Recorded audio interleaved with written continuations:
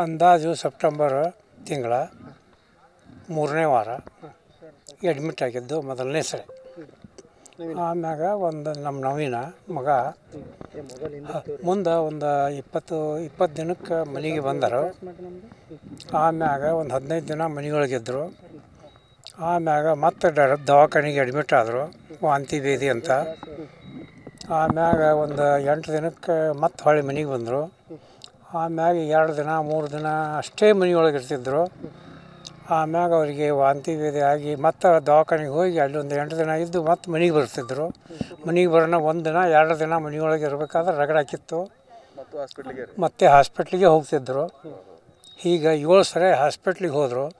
ಕಡೆ ಸರಿ 5ನೇ ತಾರೀಕಿಗೆ 4ನೇ ತಾರೀಕಿಗೆ ಮನೆಗೆ ಬಂದರು.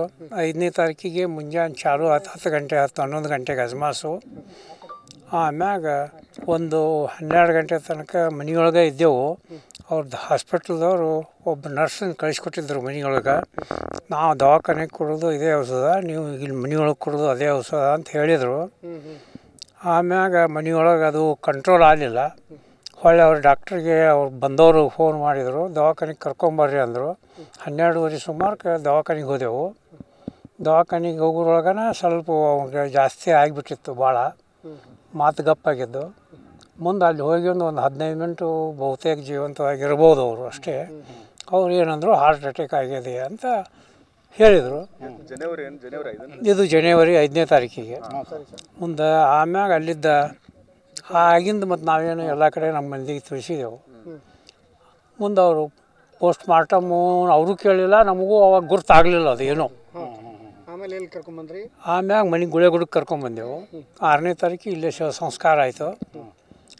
ಮುಂದೆ 1 ತಿಂಗಳ ನಂತರ ನಮಗೆ ಸಂಶಯ ಬಂದು ತಿಲಕ್ ನಗರ್ ಪೊಲೀಸ್ ಸ್ಟೇಷನ್ ಬೆಂಗಳೂರು, ಅಲ್ಲಿಗೆ ನಾವು ಚಾರ್ಜಸ್ ಕಂಪ್ಲೇಂಟ್ ಕೊಟ್ಟು.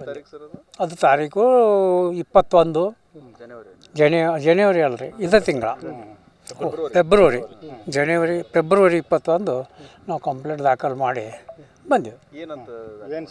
ಸಂಶಯ ಅಂದರೆ ನಮಗೆ ಸ್ಲೋ ಪಾಯ್ಸನ್ ಕೊಟ್ಟಾರ ಅವ್ರಿಗೆ ಅಂಥೇಳಿ ಸಂಶಯ ಬಂದು ಕಂಪ್ಲೇಂಟ್ ದಾಖಲು ಮಾಡ್ಕೊಂಡು ಬಂದ್ವಿ.